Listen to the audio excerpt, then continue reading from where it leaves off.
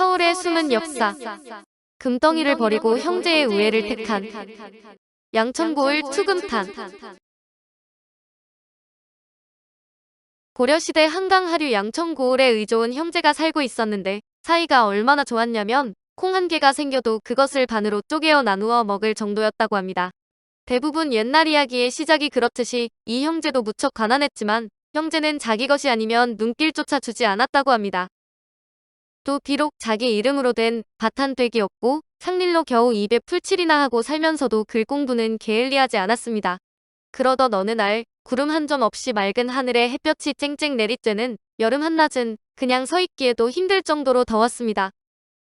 남의 부탁을 받고 지게에 물건을 실어 나르던 형제는 어깨 축지를 누르는 짐의 무게와 참기 힘든 더위, 배고픔을 견디며 겨우 한 발 한 발 나루를 향해 나가고 있었습니다.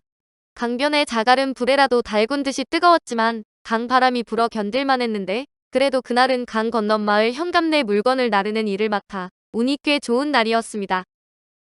형님, 삭시 제법 후둑하겠지요? 아마 그럴 거야. 그 현감님은 인심이 후덕하기로 유명하니까. 드디어 형제가 나루에 도착했고 아우가 지게를 벗어던지고 강물에 발을 씻으려 할 때 저만치서 무언가가 반짝거리는 것이 그의 눈에 들어왔습니다. 저게 뭐지? 이게 뭐야? 황금이잖아. 하늘이 이들 형제를 안타깝게 여긴 것인지 마치 하나씩 사이좋게 나누어 가지라는 듯이 두 개의 금덩이가 놓여 있었는데 형제는 부둥켜 안고 하늘을 향해 감사를 드렸습니다. 형제의 몸은 날아갈 듯이 가벼워졌지만 해야 할 일은 마저 끝내야 해서 나룻배에 짐을 싣고 신나게 노를 저었습니다. 형님, 이젠 우리도 글 공부에만 전념할 수 있겠지요? 그럼 이게 모두 하늘의 도움이니 더욱 성실하게 살아야겠지. 금덩이를 버리고 택한 형제에 의해. 그러나 강을 건너고 있을 때 신나게 노를 젓던 아우의 얼굴에 갑자기 어두운 그림자가 드리워졌고 무언가 골똘히 생각하는 듯하더니 갑자기 품에 안고 있던 금덩이를 강물 속에 던져버렸습니다. 금덩이는 곧 강물 속으로 가라앉아 버렸고 이 모습을 본 형은 깜짝 놀라 물었습니다. 아니, 아오. 도대체 무슨 일이야? 지금 강물에 던진 것은 금덩이라고. 알기나 해. 물론 금덩이인 줄 압니다, 형님. 지금 제정신으로 하는 말이야. 물론입니다. 금덩이를 손에 넣은 지 얼마 되지 않아 전 태어나서 처음으로 형님이 없었더라면 하는 나쁜 생각을 떠올렸습니다.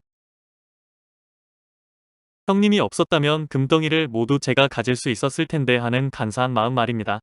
이 금덩이를 계속 가지고 있다가는 또 그런 생각을 하게 될 것 같아서 물속에 던져버린 것입니다.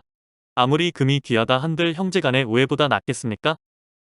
아우의 말을 잠자코 듣고 있던 형 역시 고개를 끄덕이더니 품고 있던 금덩이를 강물에 던져버렸습니다. 내가 아오보다 못하구만. 아무래도 이 금덩이의 임자는 따로 있는 것 같군.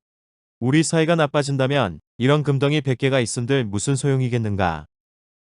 이야기책에 가끔 소개되는 이 이야기는 실제 있었던 일로 두 형제의 이름은 이영년, 이조년으로 둘 다 고려 말에 이름난 시인이었습니다. 동생인 이조년은 고려 충해왕 때 대제학을 지낸 사람으로 다음은 그가 쓴 유명한 시조입니다. 이화에 월백하고 운하니 삼경인제. 일제충심을 자기야 알야마는. 다정도 평인 양하여 잠 못 들어 하노라. 이 시조의 뜻을 풀이하면 백꽃이 달빛에 비쳐서 한결희고 한밤중의 하늘에는 은하수가 흐른다. 나뭇가지의 어린 봄 뜻을 두견이가 알겠냐마는 이런저런 생각으로 잠이 오지 않는구나입니다. 이들 형제가 금덩이를 던져버린 곳은 지금의 양천구 가양동 올림픽대로가 지나는 근처였다고 하는데 김포공항이 가까운 한강 하류 지역으로 금덩이를 던진 곳의 이름은 투금탄이라고 합니다. 이 투금탄이 있는 가양동 일대를 옛날엔 양천고을이라 했는데 이 지역에 살던 사람들은 대체로 가난했다고 합니다. 지금과는 달리 이 지역은 한강에 그대로 노출되어 있었기 때문에 홍수가 나면 그동안 애써 지어 놓은 농산물이 하루아침에 물에 휩쓸려가곤 했습니다. 그래서 양천고을에는 토박이들이 많지 않았는데 떠돌아다니던 사람들이 이곳을 지나다 임자 없는 기름진 땅이 많다고 자리 잡고 농사를 짓다가 결국 홍수로 망치고 떠났기 때문입니다. 그러나 이상하게도 이 양천고을에 부임한 원님들은 이곳을 떠나기를 꺼렸다고 하는데 거기엔 이런 이유가 있었습니다. 양천고을에 홍수가 잦다는 것을 잘 알고 있던 조정에서는 적어도 이 고을에서만큼은 세금이나 진상품 따위를 거의 거두지 않았기 때문입니다.